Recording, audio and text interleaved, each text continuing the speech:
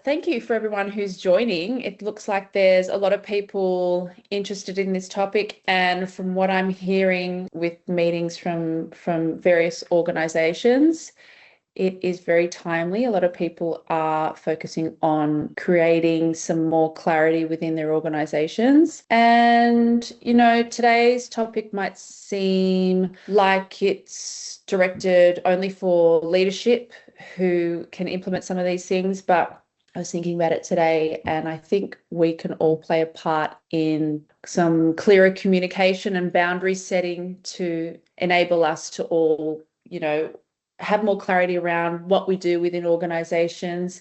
You can also bring this to your home in terms of, who does what at home and communicating, your expectations and boundaries and things like that. So I think there's a lot of benefit in what Martine is going to talk about today. And for those of you that don't know Martine Barclay is a long-time partner of Leapwell. She is a sleep consultant, an executive coach, and a counsellor on our team, as well as many other things that she does. So without further ado, over to you, Martine. Oh, thank you, Sally. And you're right. We've all got a role to play in creating role clarity so that we can be calm. So, as you're sitting here listening to me today, you're probably wearing 3 or 4 different hats.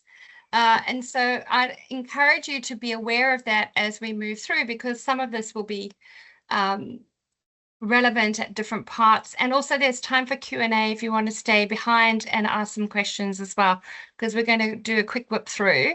But here we go. Let's start. So really, we're going to talk about role ambiguity, expectations, and workplace stress.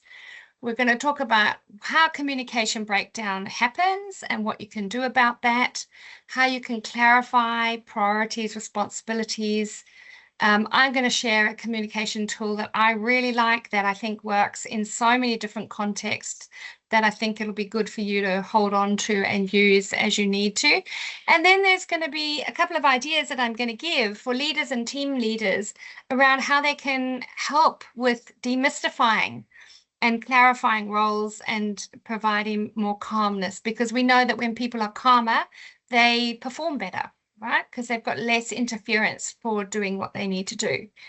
So I thought, as I was thinking about this topic, it's really about coloring in, really. Where do you color in the lines? Where do you create lines? And how comfortable are you going outside of the lines? Because really that's what role clarity is about. When you get a coloring in picture, it's very clear where you need to color and what colors you can choose and what you can do with it. Sometimes when you move into an organization, that clarity isn't immediately there. And sometimes you have to create it. And then depending on your appetite for that will depend on how well or not so well you do. So bear that in mind, this coloring in picture, as we go through the presentation, because it's a lovely metaphor for what you're trying to do. So just quickly, if we think metaphorically that we've got 3 brains, according to the Trion brain theory, we have our first brain, the reptilian brain, which is all about safety, survival, procreation, and energy management. And that brain just works pretty automatic. Okay, then we have our second brain, the limbic brain, where we store our emotions. And then we also have our third brain, which is our prefrontal cortex, where we hold all our executive function, which we actually need to do a job. Now, if you're thinking about emotional intelligence and those kinds of things, we're actually saying to have emotional intelligence or any form of EQ, these 3 brains have to be connected. They have to work together, and they have to be considered when you go out and you do things. Okay, so I'm assuming that you understand how that works and why it's important to read the room, choose your words, all those different things. And we'll talk about the importance of that in later slides. But I just wanted to give you that context, because the reptilian brain drives a lot of things that relate to stress for you. And so it's important to understand what that role is for that part of your brain. So we often define stress as a complex biological, psychological response to perceived challenges or threats affecting nearly every system in the body. And so you'll know that through how you think, how you feel, what your body feels like, and whether you choose to stay in your body or not, depending on the level of stress, right? And so I like this definition by Kelly McGonigal, which says, stress arises when something you care about is at stake. And I think I like it because it's not from a deficiency perspective. It's actually saying, hey, here's a flag. You care about this. Pay more attention. And so that's really quite pertinent for work, right? One, because whether you like your job or not, you need the money to survive. If you like the job, then you actually want to preserve it and keep the job the way that you know and you like. And if you're moving into a new role, you actually want to figure out how to do a good job as quickly as you can, right? To show people that you've made the right decision by hiring you. They've made the right decision and you've made the right decision by joining. So really it's about something you care about being at stake. And so if you think about that, then it helps you understand what it is you're trying to protect. And so stress is personal, right? So we all don't respond in the same way to situations. I have a very high stress tolerance. So I can put up with a lot of ambiguity. I can work where there's no rules, and I can go in quite happily and create my rules and get going and wait for somebody to tell me I was doing the wrong thing. And that's the way I'm made. Through my experiences and other things. Now, for some of you, you may come from a context where you actually have to do absolutely the right thing. And if you can't do the right thing, it's better to not do anything at all. And so as a result, when the ambiguity grows, your stress level grows because you don't understand what's right. Okay. And so this is where we start to see perfectionism come in. We also start to see people doing weird and wonderful things and we don't understand how they got there. And that's because everybody is relating to stress in quite a different way. And the triggers for stress are also quite different. And so as a leader and a team leader, that can be quite challenging to hold, because you have to be aware of these things if you want to get the best out of the people in your team.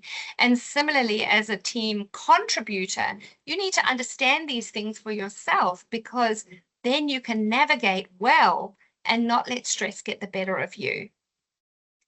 Because here's the thing, you need stress. You need stress to turn up to this webinar on time. You need stress to wake up and get ready for work and be at a meeting on time.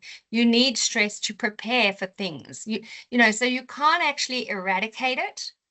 You have to work with it and listen to what it's telling you, whatever that might be. Because when we communicate, we are actually only taking between 3 and 5 things away from the communication. So there's lots of stuff going on from the person who's talking and the person who's receiving. And I once got a really great definition. Someone said to me, communication is not what's being said, it's what's being heard. And so if you think of it from that perspective, then you possibly will have more empathy and a bit more curiosity about how to communicate so that you get the throughput that you're looking for, rather than just saying what you think needs to be said. Because here's the thing, while I'm listening to you, I'm processing family of origin rules, so how I was parented, the language that we used, the way that we show respect, all those different things. And I'm in my 50s now, so that's a number of years of stuff that I'm carrying. No, not to also think about the experiences that I've had, both positive and negative in the work context, positive and negative in the relational context. So all of that is playing while you're talking to me and we're sharing something. And this happens to everybody because we are all different. as a result of the experience we've had. So you are different to the person you woke up as this morning because you've had a whole load of experiences and you're here. So after this presentation, you're going to be different by the virtue that you just turned up and listened, right? So we've got all these things happening. I've got my own cultural influences, and if you listen to my accent, it's a mix of things. So I've got a number of cultures running with me because of my life experience and where I've lived and what I've done. My level of emotional maturity, due to my experiences and my quest for personal development and that. So there's a level of emotional maturity that you're appealing to. And that is also sometimes why across generations we have challenges, and also attitude, something for nothing. I know if you speak to a baby boomer, they work really hard to get to where they were. They did what they were told. And then if you think of a millennial who wants to run the company in 6 months, yet they have no work experience. So there's all these different things running around. Gender bias too, it's very real. I know that when I was a people leader without children, I had no idea what it was like to be a working parent, let alone a single working parent. So, you've got that set of parameters there. You've got your own health, and your own frame of mind. So if I get less than 6 hours sleep the night before because I'm up doing a presentation and various other things, my capacity to communicate clearly and do things in the best possible way is hampered. I mean, that's just the reality, right? So when we think about all these different things, they're going on for you and they're going on for the person you're speaking to. And if you're speaking to a team of 6 or 7 people all at one time, they've got all of their stuff running too. And so you're actually trying to communicate and get through all of that stuff, which is why the diversity training, the cultural competence, and all that information is really quite valid for people who haven't really considered that as part of the way that they communicate. And then, of course, we've got the communication skills, right? We've got your capacity to listen, whether you're distracted because there's something else occupying your mind or there's something about to happen that you're hoping to prevent, and jargon and all those kinds of things. And so there's a lot going on when we communicate. And so it's not surprising that there is miscommunication or misunderstandings because we all bring our whole self to the conversation. And sometimes what we're bringing is not the same as what the person is speaking. And so that makes it quite difficult too. And then again, we've already filtered stuff out. And so we only take about 5 things away from the conversation too, because we're interested in whether the room is loud or soft or whether it's hot or cold. So there's a lot of things happening at the same time. So lots of opportunities for miscommunication. And so when we think about the work context as well, there's a lot of opportunities for role ambiguity to show up, right? So role ambiguity is when you as an employee or a contributor lacks a clear understanding of what your responsibilities are, what the expectations of you are, and what decision authority you actually have in that role that you have today. So if you think about all the different phases that you participate in to actually be in an organization and be an employee, there's a lot of chances for you to, reconfirm, shall we say. So we have the hiring process where you see the job description, you meet a whole load of people in the new organization or the new team, you get clarity on what's expected, you decide whether you're willing to meet those expectations for what the organization is offering you, both in remuneration, benefits, and environment and opportunity, right? So you have that. And then you join the new team, either because you've moved up into a team or you've joined a new organization. And then you are a new starter going through your induction process. Now, the purpose of an induction process is, one, to teach you everything that the organization thinks you need to know, but also bearing in mind they're dealing with the bell curve, the biggest part of the bell curve, right? And you may be an outlier. And so there's a responsibility on you then also to ask questions and clarify as that new starter. But in that induction process, generally you have a catch up after the first week, after the first month, month 3 and month 6, and then you get signed off as having passed probation, clear understanding of your role, you actually have demonstrated you can do it, and so off you go into the organization, right? And then, so you've completed your probation and everything's fine until something within the organization changes.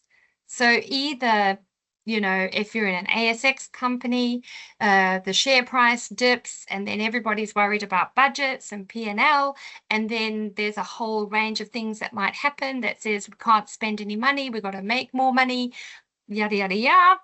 Or you're in an organization where, for example, you are very dependent on external markets, and the external market now dictates that you've got to work in a different way.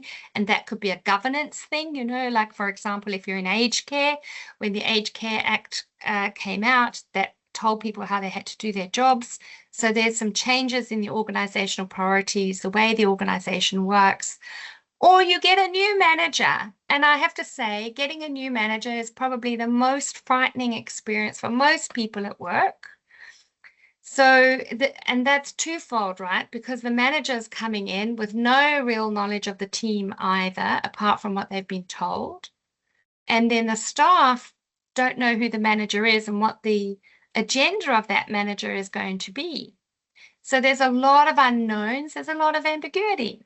And so as an employee, you wait patiently for the new manager to join, and then you hear what they have to say, and then you kind of decide whether you think that you're going to be able to work with them, or you ask them more questions as they join, and spend more time in the organization about what they think and all those other things. But initially, your manager is really trying to find out more about what you do and understand it, and possibly also changing their jargon, because they may have come from the same industry, but they probably don't use the same words to mean the same thing. So they're also learning too. And so that's an opportunity for you to reconfirm. I signed up to this particular job. So for me, it was a National Learning and Development Manager. I got a new head of HR. His view was that our team was very lean. We needed more people. And I kind of smiled because I thought, you've only just arrived. Be here 3 months and you'll figure out how hard it is to get extra headcount. But then also, later on down the track, I was working on a leadership development program. And prior to him joining, I worked pretty autonomously. So I spoke to the executive team about a leadership initiative that we were going to do.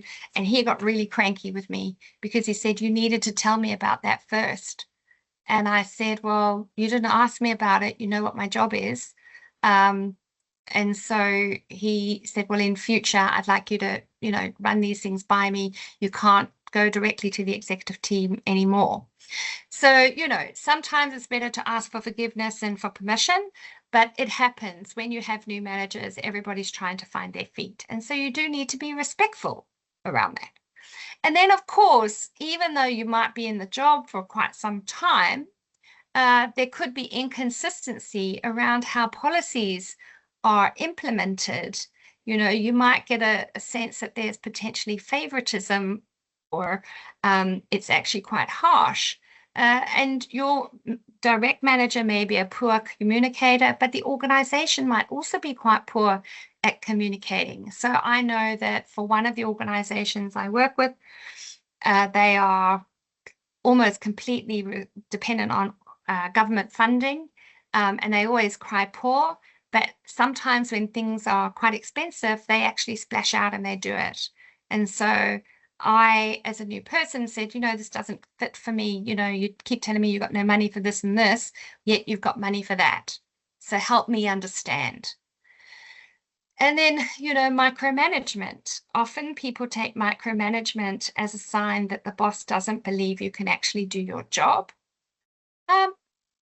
Possibly, but not always the case. In my experience, people micromanage because they actually don't understand your role and they're trying to learn, or they're trying to build trust in you in that role, or they're unsure of themselves and need to know every piece of detail because they're still settling into what their thing is, or they have a propensity to be incredibly detailed oriented, and that will set off their own stress. So don't worry about that.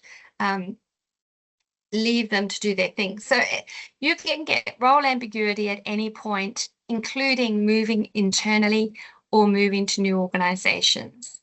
And, you know, I don't believe anybody comes to work to do a bad job, you know. I really don't believe that. But some people need some more motivation. Absolutely, I get that. So then it's about recognizing I am actually in control of figuring out and how to get clarity on my role, you know. And so then I absolutely invite you to start finding out more about getting clarity on your role. Now, it might be that people don't have clarity on your role, and that's okay, because then what a great opportunity to create the role that you want. But if you start asking questions about what is my role, how do I deliver to be an effective or a high-performing employee, then it's good to have those conversations, because otherwise you're performing in the dark. And often when that happens, there's an internal dialogue that kicks off that goes, I hope people think that I'm doing enough. Am I enough?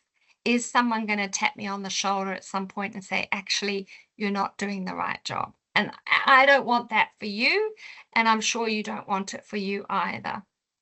So Salvatore Maddi has this thing that it says, it's good to talk about what it means to be at good stress. Because, as I said, you can't get rid of stress, but there's actually a positive version of stress called eustress, which is the right amount of challenge for your skill set, which enables you the opportunity to grow. So I would invite you, if this topic is of interest to you, I would invite you to grow from the stress that you're feeling around your role ambiguity and build some resilience. Because by the time you've got to the second or the third job in your career, asking these kinds of questions should not be difficult. Maybe they are because you've had great managers and you've never had to consider it, but certainly you will not finish your working career without having to clarify your role or a role that you hold externally. So whether you're a soccer dad and doing the coaching, or whether you're, you know, co-parenting or whatever it is that you're doing, your role clarity is really often where things come from.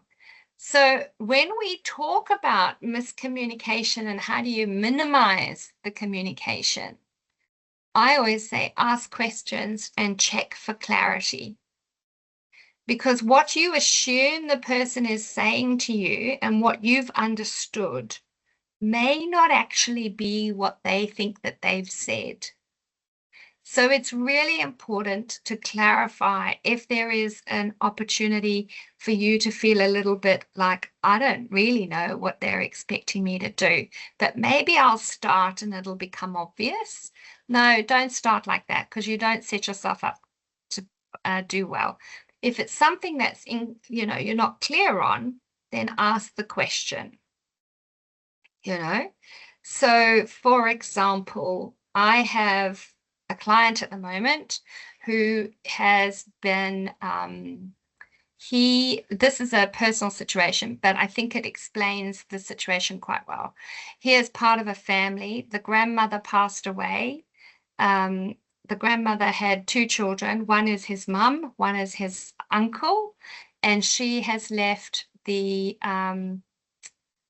money to the grandchildren, and my client and his brother haven't got a big piece like the other 2 cousins, right? So he's spoken to the cousin, who is the executor, and said, I don't understand this. How is it that you landed up with 75% and our family's only got 25? We are both, we both had relationships with grandma I really don't. Can you help me understand? And she said, well, Grandma decided that your family got less because whenever she asked for help, she decided that you didn't prioritize her and didn't help enough. So that was her reasoning, right? And so how much better for my client to know that rather than to think that there was something malicious behind it. And so that's the same in the work context, right? So in a different context, I was asked to run a grief circle as part of my counseling for a group of people who work with somebody who recently passed away. Now, in the team that I'm a part of in this context, I didn't think I was the obvious choice. I actually thought a colleague of mine was the obvious choice, but I didn't say, oh, wouldn't you prefer to use him? I said, okay, great, I will do it. And as I was doing these grief circles, it became clear to me that the other person who I thought was better to do it was actually not well placed because of some of the context of how the person passed and all those other things. But I could have happily assumed, that if he was chosen, I would have gone, yeah, he's better skilled, right? So of course he's been chosen. But the thing is that I'm just as skilled, and I gave it a go. And so you've got to ask for clarity, because the question you also need to ask yourself is, what data do I have for that to be true? How do I know that that's true? And so sometimes when people get chosen for special projects and you are disappointed because you didn't get chosen, ask the question. I would have loved to be on that special project about how we do X, Y, Z. Can you tell me why I didn't get the opportunity, or what I would need to do to prepare myself for the opportunity next time? Because otherwise you're just going to sit there and stew, and often you're going to come to the wrong conclusion. Yeah. So I like this model, and it focuses on behavior rather than the individual, right? Because because then it depersonalizes it. And that's why we want to look at the behavior. So it's called the BOF model. So behavior, what I've observed, how I felt, and in the future. So let's use that special project as an opportunity and say, look, I noticed that you selected Bob for the special project to contribute to our new CRM. I would have loved to have been a part of that project based on some previous work experience that I've had. I felt like I wasn't considered. How can I put myself in line for that kind of project next time? And it could quite well have been that your leader or your manager didn't know your past experience, didn't know your interest, maybe perceived that you were too stressed already and didn't need some additional work. I don't know, but you won't know the answer either unless you ask the question. And it's only through asking questions that we can deepen the relationship we have with that other person. Yeah, because if I don't ask the question about why I wasn't considered, my leader or team leader would never know that I actually want to be considered next time. So maybe if I'm not at the right level yet, maybe that's a development goal for me. How do I get ready for that next time? Or maybe that I was genuinely overlooked because nobody had an idea about the previous experience I had. So you've got to ask the question, because the way that you feel cannot be invalidated. Nobody can invalidate how you feel. And so it's unlikely that they're going to be angry with you. It is unlikely that they are going to give you an unreasonable response, because, as I said, people don't come to work to upset people. They come to work to do good work. And in my experience, if somebody has hired you into a job, they are very committed to making you successful in that job. And also leaders, going back to the reptilian brain, they want to expend less energy on doing basic stuff, because guess what? It gets really boring doing the basic stuff for a people manager. So it's really helpful to build that relationship so they understand where your skill set is, but also in terms of your aspirations too. So if you're in a team leader or a leadership manager role, some of the things that you can do to create shared understanding and reduce friction is to get to know your team and their capabilities.